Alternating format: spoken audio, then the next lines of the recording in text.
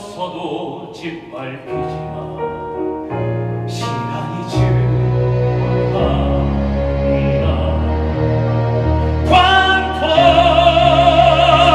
관통교야.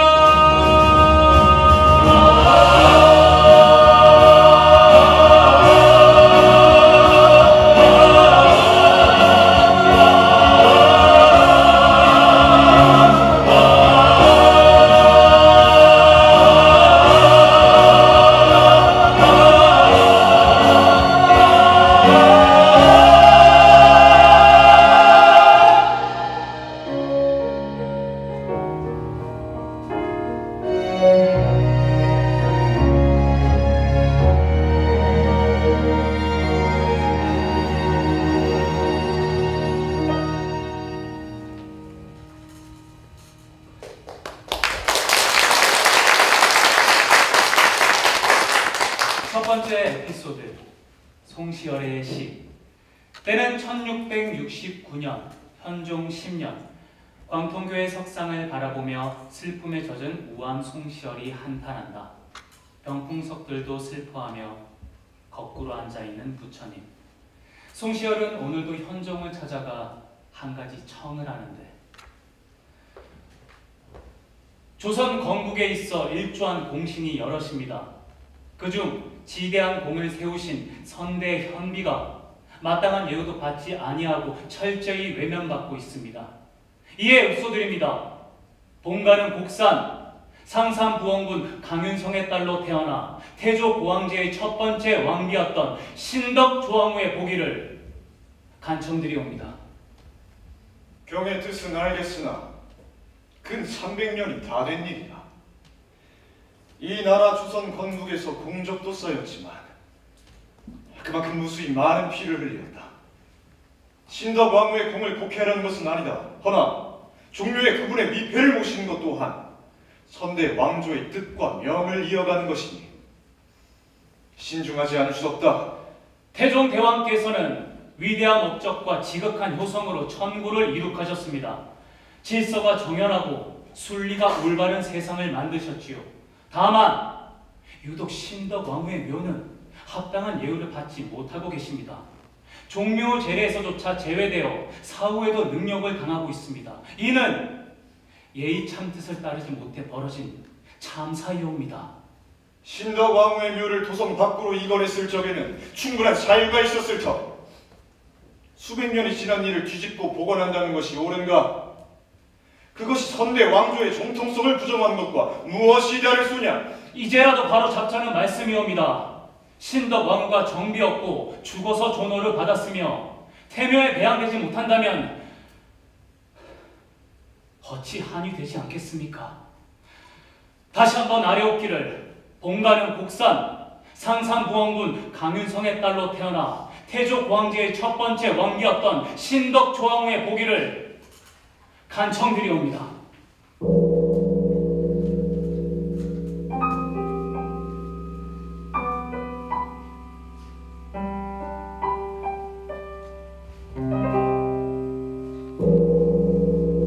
두 번째 에피소드, 신덕왕후 추상존호 옥책.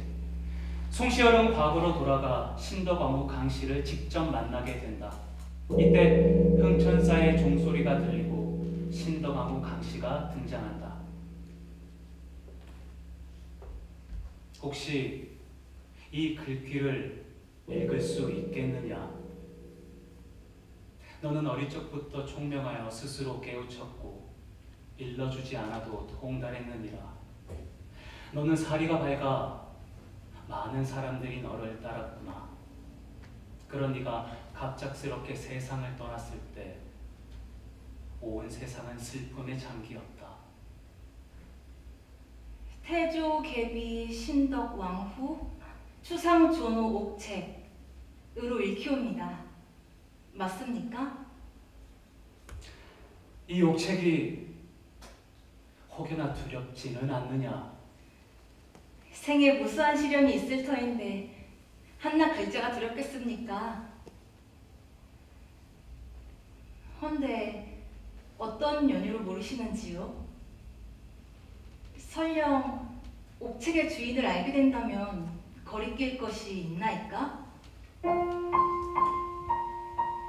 혹여나 이 옥책이 제 것입니까? 흰나무하시고 수고은 붉은 빛의 옥책감으로 조선 건국의 뜻을 같이 했던 너의 공덕을 이제야 기린다. 서무의 예로 잿밥을 올리고 종묘제례에 제외되었던 지옥이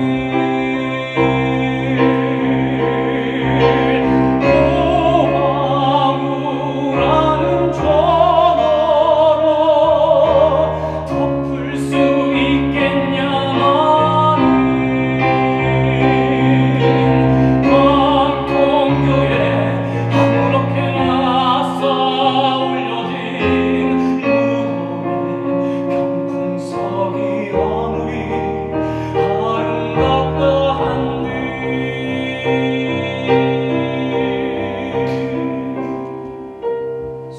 수백년 찬바람 맞으며 밟히고 여기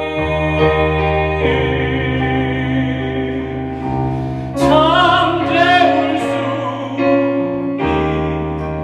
있으리오.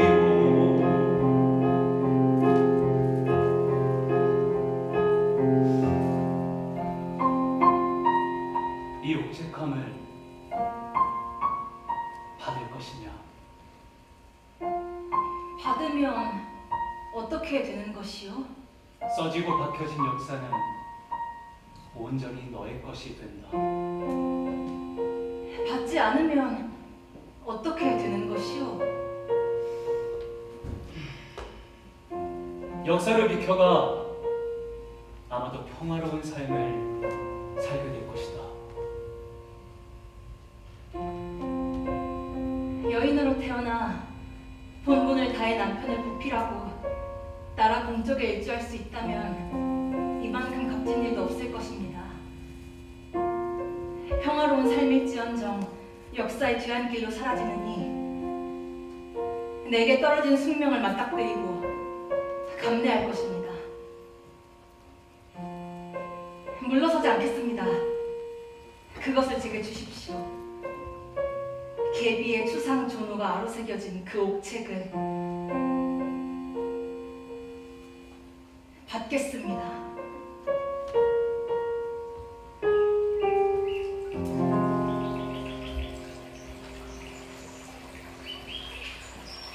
세 번째 에피소드 만남 거들릭 설화.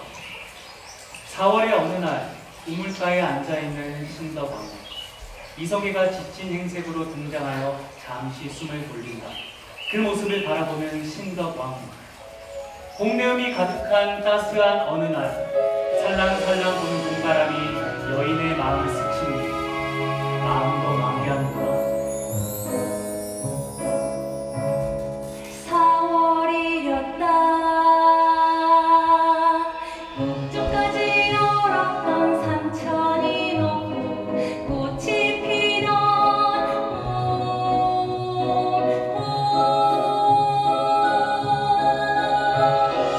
봄이었다.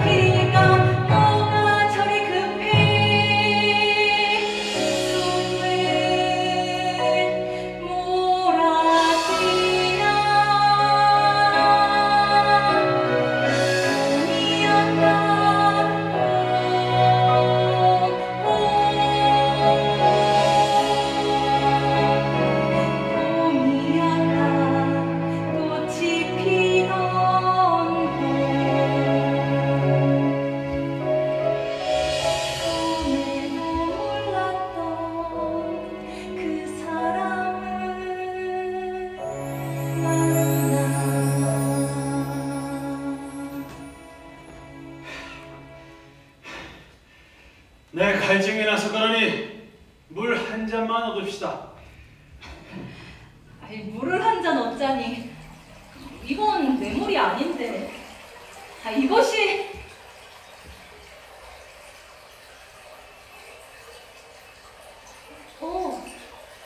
우물에 무슨 네 것 내 것이 있겠소.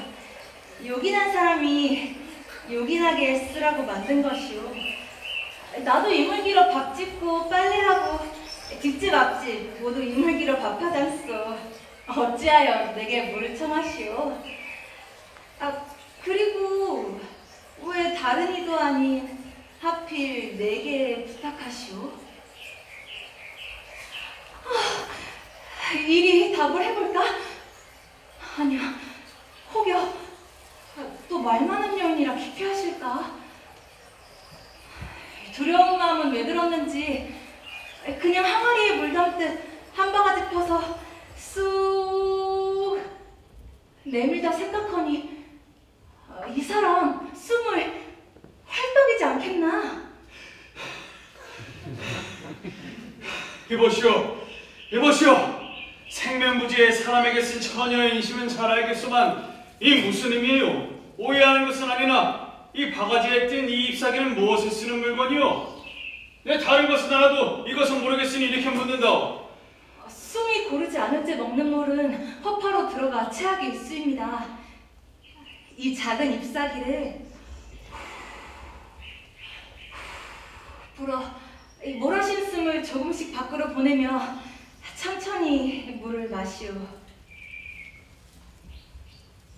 어찌 이런 지혜를 지녔을까? 참으로 현명한 여인이로다. 내 그대가 알려준 대로 잘 마시겠소.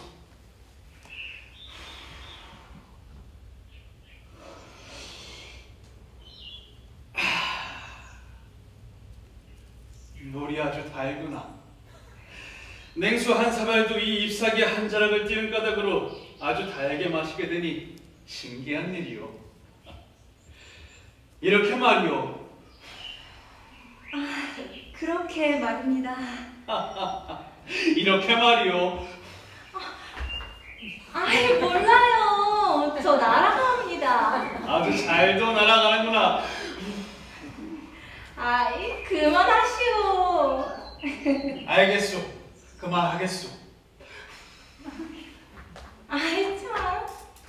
참. 네 번째 에피소드, 왜구의 출몰. 고려의 충정왕 2년, 이때부터 왜구들이 여러 무리들로 나뉘어 고려의 연안과 도서 지역을 휩쓸고 다녔으니 고려사절요에는 당시 참극을 이렇게 기록하더라. 왜적이 진포에서 패한 뒤로는 이곳 저곳을 휩쓸며 살육과 약탈을 일삼았다. 그 기세가 더욱 올라 삼도 연해의 땅은 쓸쓸하게 텅 비었도다. 외란이 있은 이래로 이 같은 참혹한 일은 없었으니 그때 이성계는 함경도에서 법과 술을 마시고 있었겠다. 신덕왕후는 급하게 편지를 보내는데 한 가지 바라는 것이 있다면 벗과 마시는 술이 달지 않거든 속히 개경으로 발걸음해주세요. 몸이 좋질 않습니다. 나약해진 아녀자의 간청에 돌아설 사내의 마음이 아닌 것을 압니다. 당신 입을 적시는 술 한 잔 있으시걸랑 그때는 기다리는 정인의 마음이라 여기시고 속히 개경으로 돌아와 주세요. 좀처럼 투정하는 법 없는 사람이 무슨 일이오? 무슨 변고가 있는 것이오? 아니면 집에 어떤 우환이라도 있는 것이오? 충정왕 2년이 지나서부터 왜구들의 도적질이 극에 달했으니 급기야 내륙 지역까지 넘나들며 수도인 개경 근처까지 올라갔구나. 가는 곳마다 약탈하고 살인과 방화를 저질러 온 나라가 끔찍한 아수라장이니 우왕 때는 한 달에 2~3차례씩 왜구가 쳐들어와 한해진 미국을 전부 빼앗고 닥치는 대로 포로로 잡아 노예살이를 시키거늘 고려 백성의 삶은 처참하게 망가졌으며 그로 인해 민심은 크게 동요하였겠다. 이때 이성계가 군사를 이끌고 운봉에 다다른 것이다. 왜구는 금방을 불사른 뒤 장차 금성, 전남 단양에서 말을 먹여 북으로 올라가겠다라고 호언하고 있었으니 모두 들어라! 외병들의 침략과 횡포로 우리 백성들의 삶이 피폐해졌다.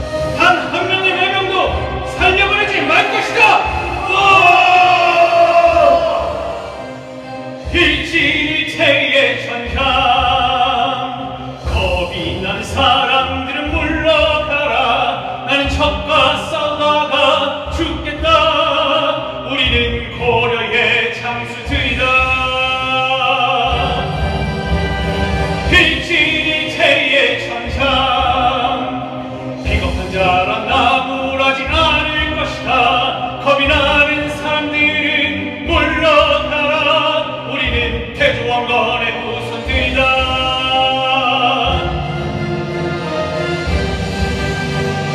일진이 태의 천상, 여기 고려의 운명이 있다. 일진이 태의 천상, 여기 백성의 목숨이 있다. 우리는 고려의 장수들이다. 우리는 왕건의 후손들이다. 적의 반격이 한세다. 내가 직접 군사들을 이끌고 함로로 나아가며 마을 설국성의 외모에 매복전을 유예할 터이니 배우던과 연단을 쌓아 매복전을 쌓아 쓰러뜨려라. 일진이 태의 천상, 여기 고려의 운명이 있다. 일진이 태의 천상, 여기 백성의 목숨이 있다. 우리는 고려의 장수들이다. 우리는 왕건의 후손들이다. 우리는 고려의 장수들이다.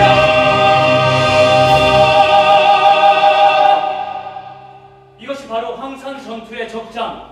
황산 전투를 승리로 이끈 태조 이성계인이 태조실록에 이르면 적군이 통곡하니 그 소리가 만마리의 소 울음소리, 수억 마리의 돼지 멱다는 소리와 같았다. 그뿐만이 아니었다. 당시 전산 외구의 피로 지리산 아래 냇물이 붉게 물들어 강물이 흘러 멈췄다고 한다. 멀리서 이 소식을 들은 신덕 왕후는 이성계를 기다리는데 몸이 성치 않다고 개경으로 부른 이유를 이제야 알겠소. 나약한 아내자의 투정이라고 생각하진 않았소만 어인일인가 하였소. 백성의 참혹한 삶, 통유한 민심 앞에 눈 감은 것은 아니었소. 부끄럽고 부끄럽소. 집안에 있는 당신의 눈은 어찌 그 먼 곳을 바라볼 수 있소. 모든 게 당신의 해안 덕분이오. 고려에 들어온 외구의 진입로를 파악하게 되었소. 당신의 목소리 덕분이오. 법과 술 한 잔에 주저앉은 사내에게 다시 장군의 기계를 불러 넣어 주었소. 5번째 에피소드. 그리운 당신.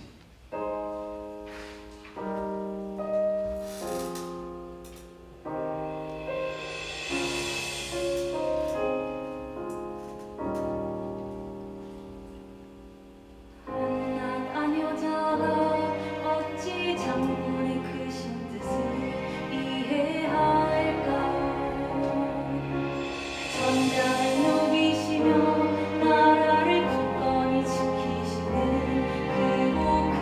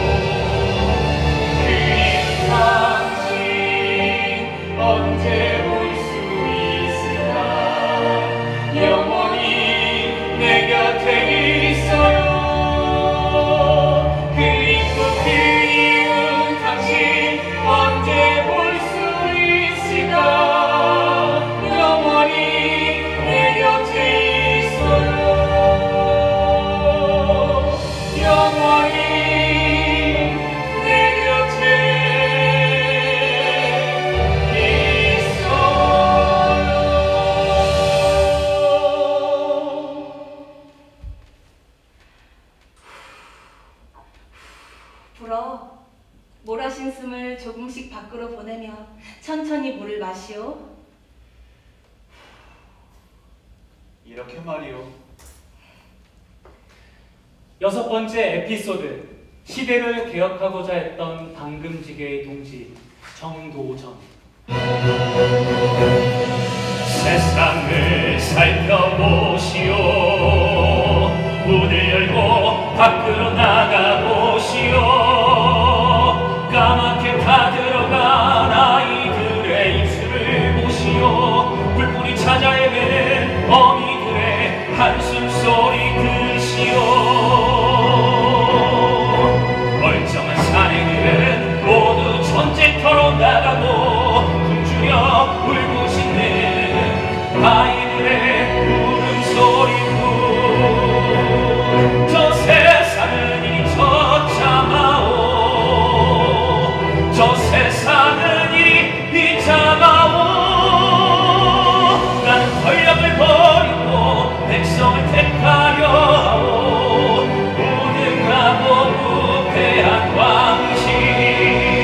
나는 임금을 버리고 백성을 택하려 하오. 임금을 버리고 백성을 택하라. 삼보, 사람이 죽고 9년이나 다니던 당신에게서 다시 호방의 기운이 들어찬 모양이구려. 저 세상은 이리 처참하오. 저 세상은 이리 비참하오. 나는 권력을 버리고 백성을 택하여 하오. 무능하고 부패한 왕실. 나는 임금을 버리고 백성을 택하려 하오. 임금을 버리고 백성을 택하라. 임금을 버리고 백성을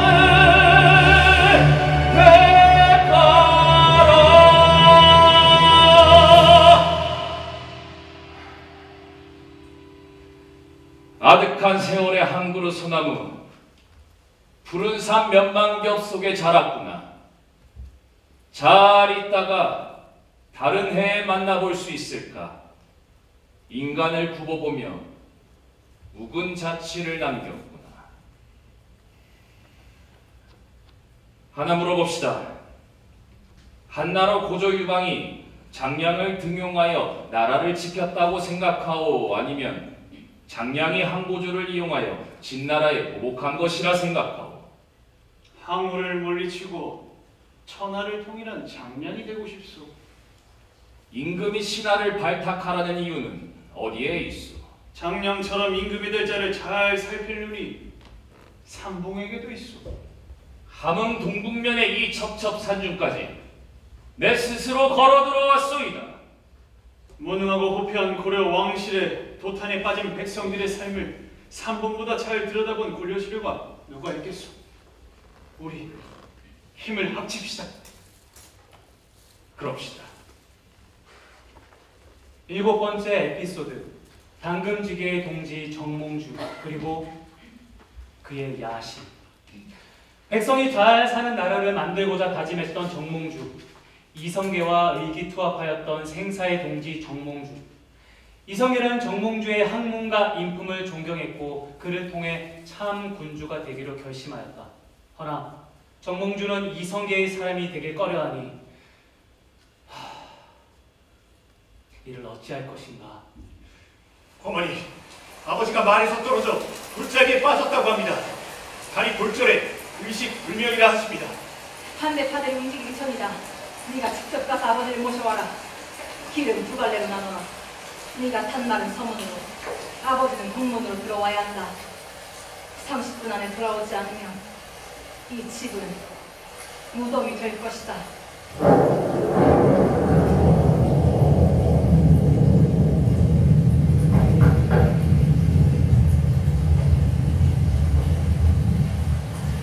이번 중에 실례합니다. 장군님의 사냥 소식이 안 좋다 하여 문안을 드리러 왔소. 장군은 잠드셨소. 대신이 차나 드시오. 염려 마시오. 이 차는 제가 먼저 마시겠습니다. 안심이 되시오면 차를 한 잔 내어드려도 괜찮으신지요? 마음은 알겠습니다. 허나 차를 우릴 만큼 시간이 넉넉치 않은 것 같군요.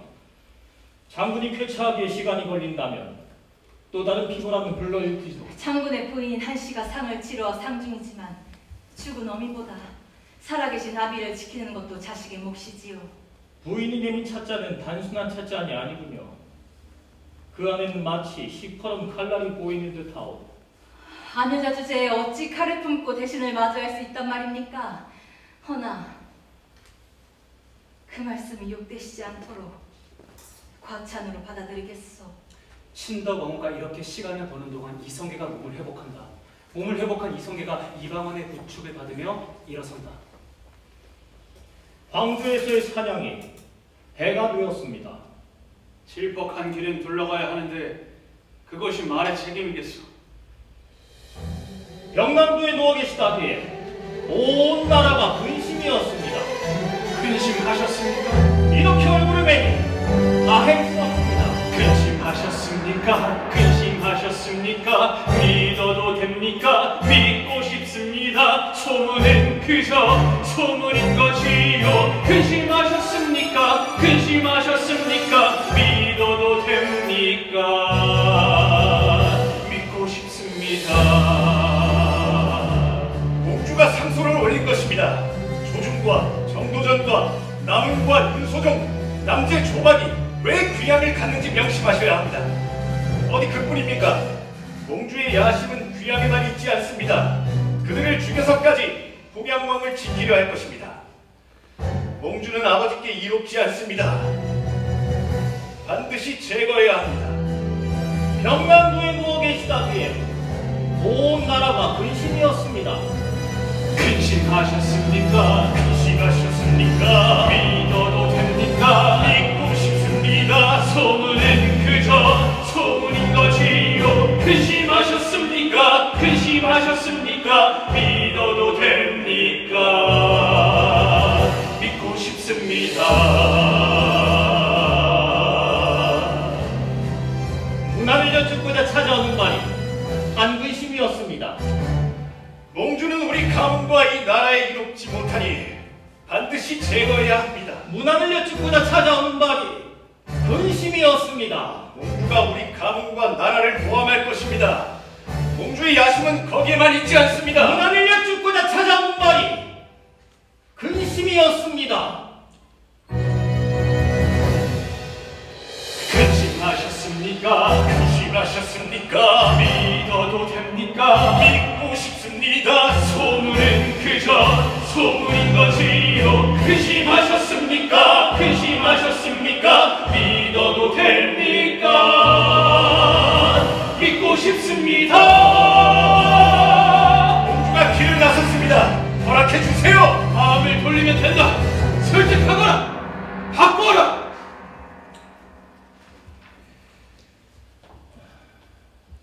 단금지계의 벗과 철전기수의 원수는 한 끗 차이요. 안프세 오름이 있고 구름이 있어. 도저히 이 나라가 포기 안 되십니까? 내가 나고 자란 나라다. 나와 내 가족과 내 동지들이 길러낸 이 땅을 이 나라와 조정을 등진다면 이 어찌 도리라 할 수 있겠는가? 저에게 백성을 팔지 말라 하시었습니다. 하여 저는 다시 백성들을 잘 살펴보았습니다. 헌데 그 백성들은 말입니다. 실은 이 나라의 주인이 어찌되든 연연치 않더이다. 가엾은 백성이 새 나라를 원하기라도 한단 말이냐? 백성에게 필요한 건 새로운 나라니 왕이니 이런 게 아니라 살아남는 것입니다. 지금 나라 형국이 어떻습니까? 백성들이 살만한 지경입니까? 포은 선생과 삼봉 스승님 두 분이 서로 얽혀 손을 맞잡고 백성들에게 생생한 삶을 지켜주시오. 그리 되면 선생께서 그리 중시하는 역사를 누가 감히 하찮은 붓끝으로 엿보일 수 있단 말입니까? 백성들의 삶과 희망을 자네의 궤변으로 둔갑시키지 말게. 그들이 원하는 것은 생존이지 세상을 뒤집는 것이 아닐세. 그럴싸한 명분으로 고려 왕조를 뒤바꾸고 나라에 혼란을 준 것이야말로 권력을 때문이네. 어떤 백성이 자기 피를 흘리며 왕권을 뒤흔들고자 나선단 말인가? 결국 자네가 얻고 싶은 건 피를 볼 수 있는 야욕에 지나지 않아. 안 그런가? 백성들에게는 이런들 어떠하며 저런들 또 무슨 상관이겠습니까? 호은 선생 말대로 왕권이 뒤바뀌든 권력자들이 피칠갑 잔치를 하든 뭐 어떻습니까? 백성들은 그저 살아남아 저들의 자손들도 이 땅을 누리고 사는 것이 중요합니다. 이런들 어떠하며 저런들 어떠하니 만수산 드럼치기 얽혀진 들 어떠하리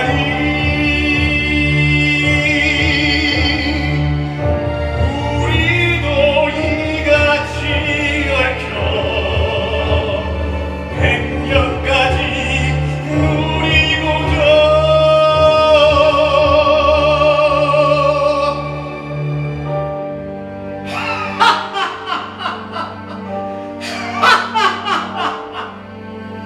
이 몸이 죽고 죽어 골백번 고쳐 죽어 맺고이지 못해요 넋이라도 잊고 없고 흰 향한 일편 한심이야 다시 주리 있으랴.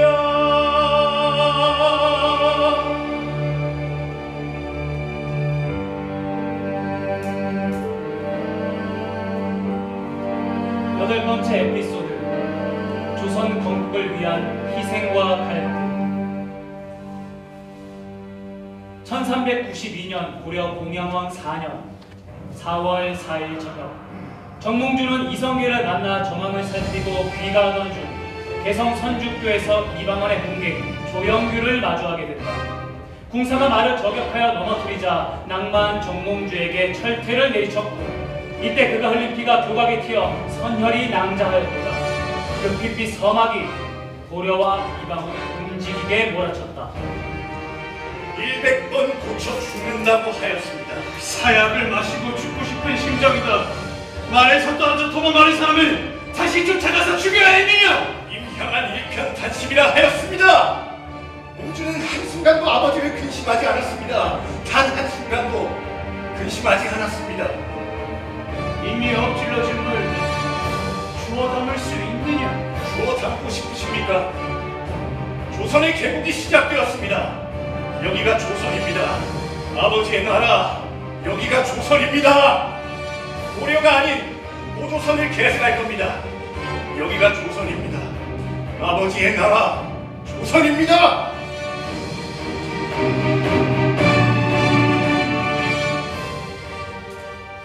아홉 번째 에피소드 조선의 건국 그리고 신덕왕과 이방원의 갈등. 조선이 건국하자 삼봉 정도전은 한양 도성 북악산 아래를 궁궐토로 지목하였다. 제왕은 북쪽에 앉아 남쪽을 바라봐야 하니 북악산을 주산으로 삼아 전조후시, 앞은 조정, 뒤는 시장, 좌묘 우사, 왼쪽은 종묘, 오른쪽은 사직단이라는 유교적 이상도시를 만들고자 하였다. 허나 역사가 어디 바라던 대로 흘러가던가. 상저 필쇠 성한 것은 반드시 쇠퇴하게 되었으니 게다가 신덕원과 이방원의 갈등은 점점 심해지는데 동북면 도순문사 함흥으로 아버지는 내가 외구를 무찌를 때도 정몽주의 칼을 막을 때도 함흥이란 말 없었소. 함흥의 동북면 도순문사 그건 아버지가 아니라 임금의 어명이요. 아니 어머니의 명이겠지요. 어린 방석이 세자가 될 수 있도록 하는 걸 나는 다 알고 있어. 얘기에 쓰여 있네. 부모 모두 생존한 자가 종묘를 잇는다고. 네 어머니는 이미 하늘에 계시다. 하지만 나는 살아서 방석의 어머니다. 내 어머니의 상중에 당신은 뭐라고 하셨소? 해주로 가서 아버지를 지키라고 하셨습니다. 하여 나는 내 목숨을 걸고 아버지를 지켰고 아버지는 임금이 되셨습니다.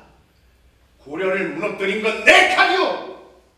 방석은 아직 활도 쏠 줄 모르는 어린아이인데. 자, 이 칼의 무드피를 보시오. 정몽주의 피, 왜구의 피, 피로 쌓은 공이 고작 유교책 한 줄에 무너진단 말이오. 나라의 법은 피보다 무겁네. 법? 당신은 그저 몰락한 양반집 딸이었다. 신분을 뛰어넘어 왕비가 된 당신이 법을 말하다니. 나는 내가 안다. 신분이 폐하의 사랑 앞에 무너지는 것을. 네 어머니 한씨는 그 사랑을 얻지 못했다. 내 어머니를 못 기억하지 마! 네가 세자가 안 되는 진짜 이유는 너무 강해서다. 폐하가 두려워하신다. 언젠가 네 칼날이 자신을 겨눌까.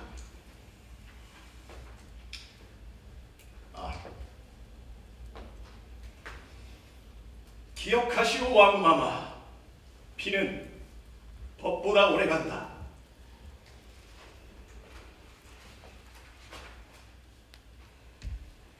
(1391년) 태조 임금의 첫 번째 부인 신의왕후 한씨가 동북면에서 지병으로 승하하셨고, 이듬해 1392년 새나라 조선이 건국되오니 계비로서 조선의 첫 번째 왕비가 되었다. 그러나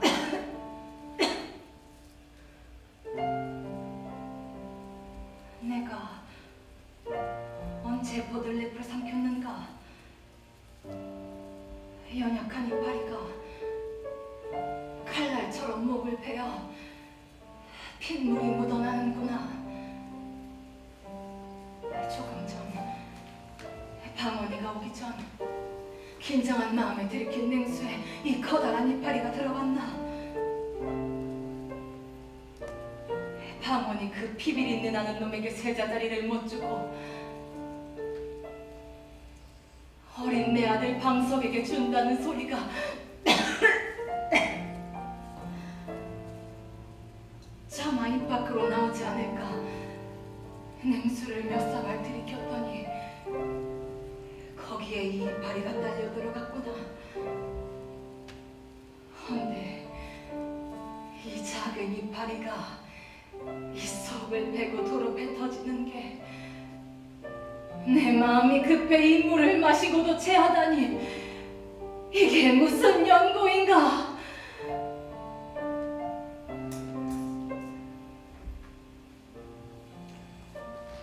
열 번째 에피소드, 신덕원우의 죽음. 금슬지라, 검은고와 비파의 조화로운 소리라고 했던가. 한 사람이 검은고면 다른 한 사람은 비파였으니 둘이 합해야 천상의 조화로운 소리라고 했다. 대나무 잎에 바람 스며들듯 나는 비파의 소리. 사라진 검은고의 노래를 들어본 적이 있으신지? 왕후, 내가 그대 없이 어떻게 살아가겠소? 그댄 나의 전부인데. 제가 일전에 방언이를 만나 세자자리를 넘보지 말라 엄포한 적이 있습니다. 피비린내 나는 방언이 앞에서도 더 굳건히 하기 위해 냉수를 몇 잔이나 들이켰소. 그 바람에 체해버렸고 버들잎 한 줄기를 띄어 마시고도 그 잎은 보지 못해 삼켜버렸지요. 그 이파리는 제 목구멍을 핥히고 토해졌습니다. 그런 마음이 들었습니다. 혹시 방석이를 세자자리에 앉히려고 하는 저의 마음이 욕심인 겁니까? 아니요. 방석이가 세자가 되게 하겠소. 전하, 제가 마지막으로 드릴 말씀이 있습니다. 말씀하시오, 왕후. 내가 다 들을 것이오. 조선은 당신의 꿈이요, 당신의 사랑입니다.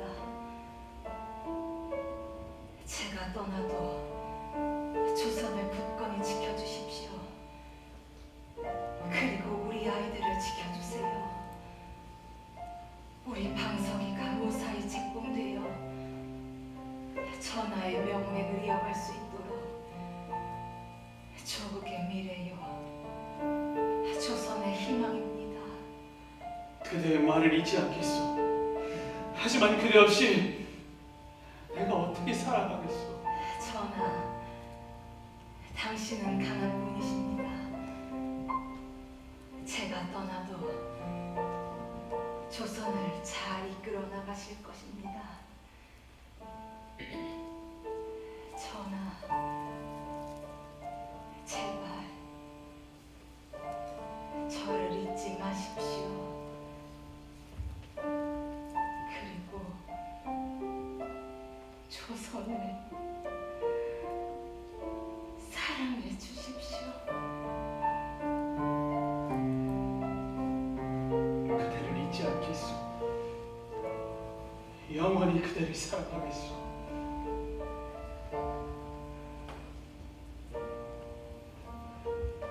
그대 없이 어떻게 살아가겠는가?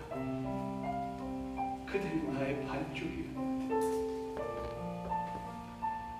태조 6년 신덕 왕후를 기리기 위해 흥천사가 건립되었겠다.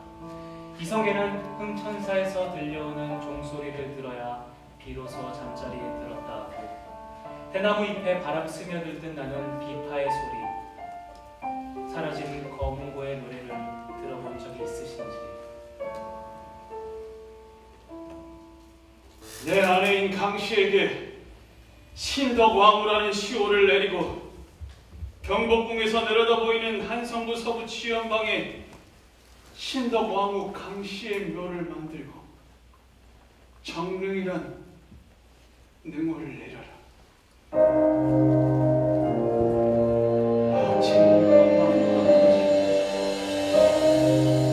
어찌 이리 황망하게 떠나가시오. 태어나고 죽는 것이 눈 한 번 깜빡이 차야. 하지만 어찌 이리 황망하게 떠나십니까? 당신과 함께 세운 조선의 앞날이 궁금치 않으셨습니까? 당신의 아들이 이끄는 조선이 보고 싶지 않으셨습니까? 그대는 나의 아내요, 새로운 역사를 꿈꾸던 친구요. 그대는 나의 아내요, 함께 개혁을 꿈꾸던 동지요. 그대는 나의 아내요, 새로운 역사를 꿈꾸던 친구요. 그대는 나의 아내요, 함께 개혁을 꿈꾸던 동지요.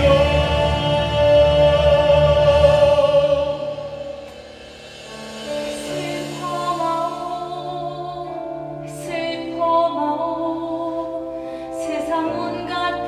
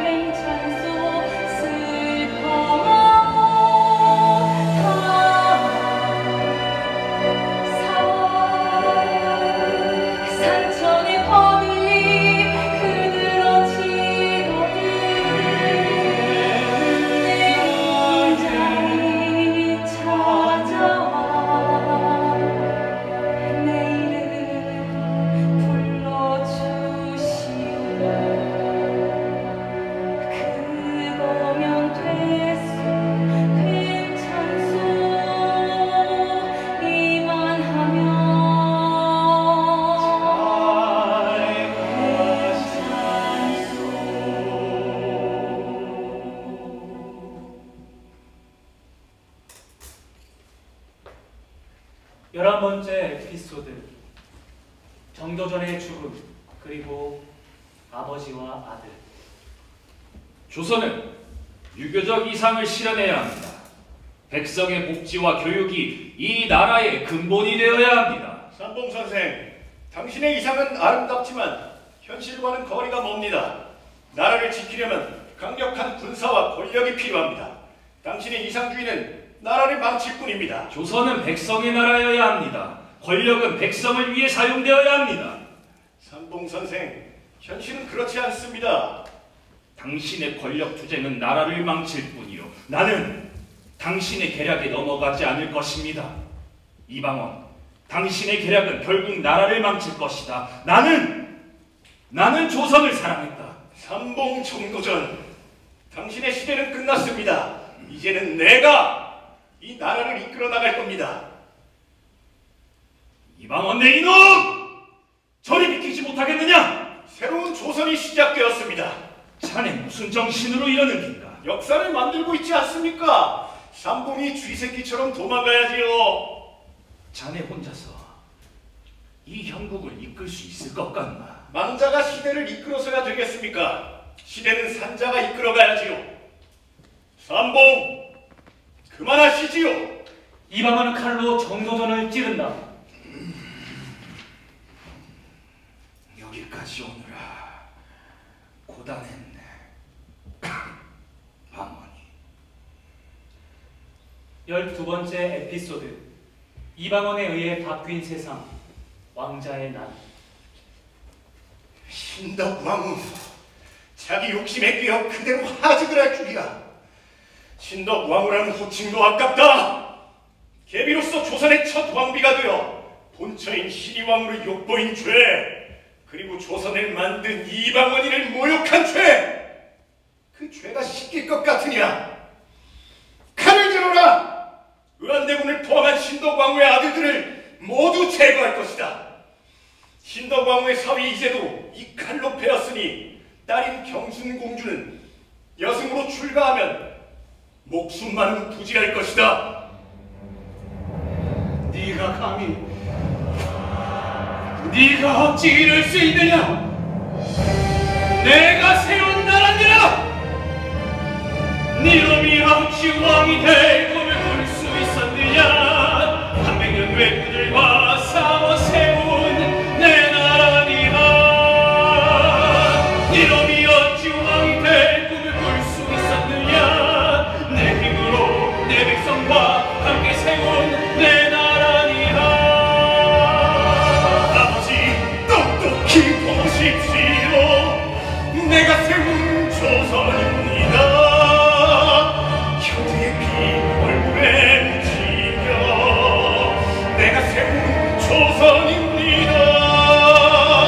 내가 세운 나라, 내가 세운 조선, 내 힘으로 날 믿는 백성과 함께 세운 형제의 피 얼굴에 묻히며들 내가 세운 나라, 내가 세운 조선, 내 힘으로 날 믿는 백성과 함께 세운 형제의 피 얼굴에 묻히며들 나의 나라, 나의 조선, 나의 나라, 나의 조선, 나의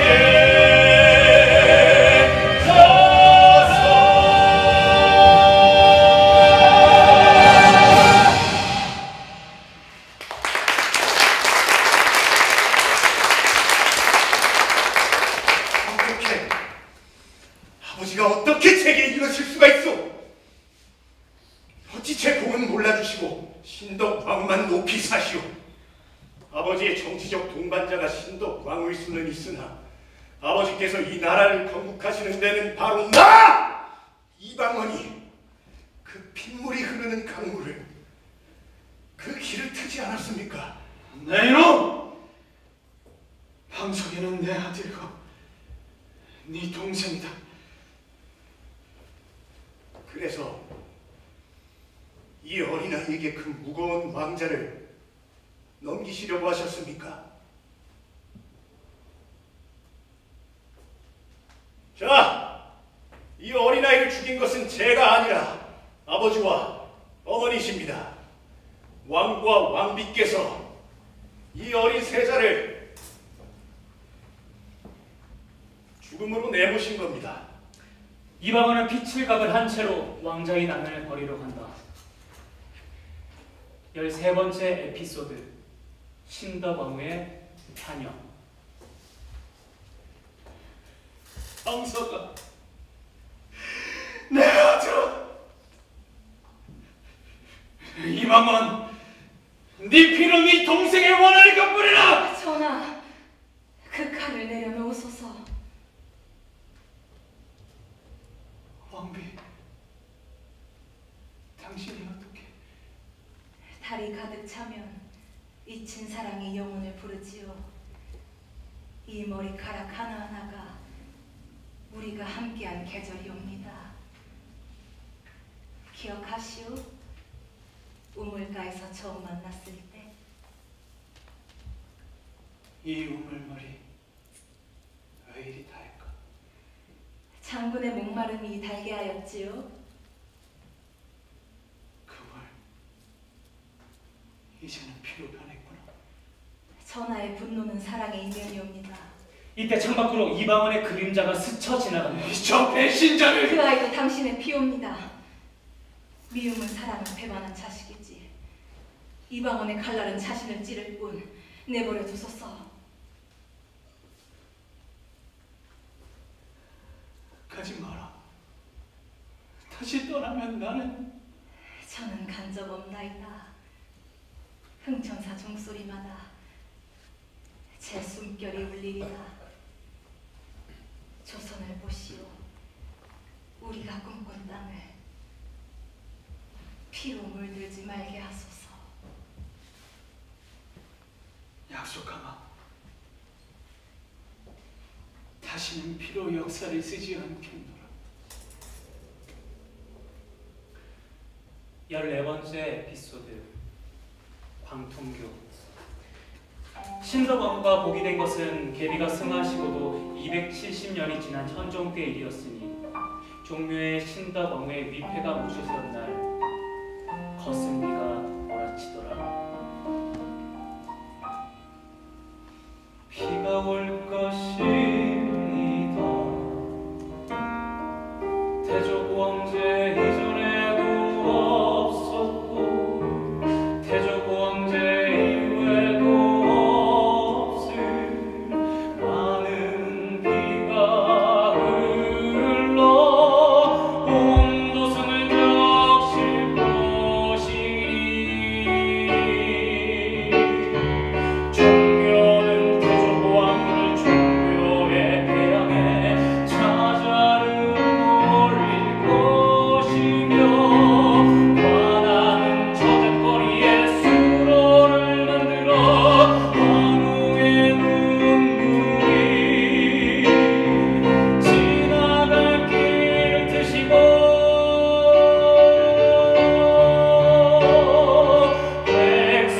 백성들은 황후의 고귀한 눈물을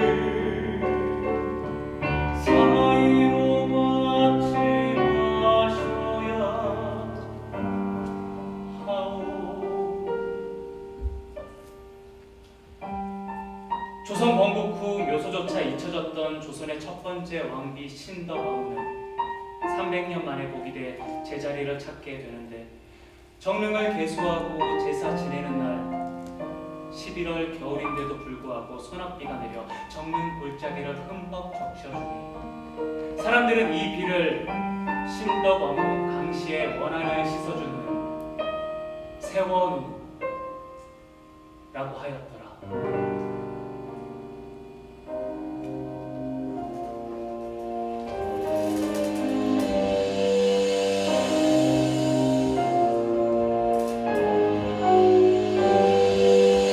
태어나고 죽는 것이 눈 한 번 깜빡이 잘라.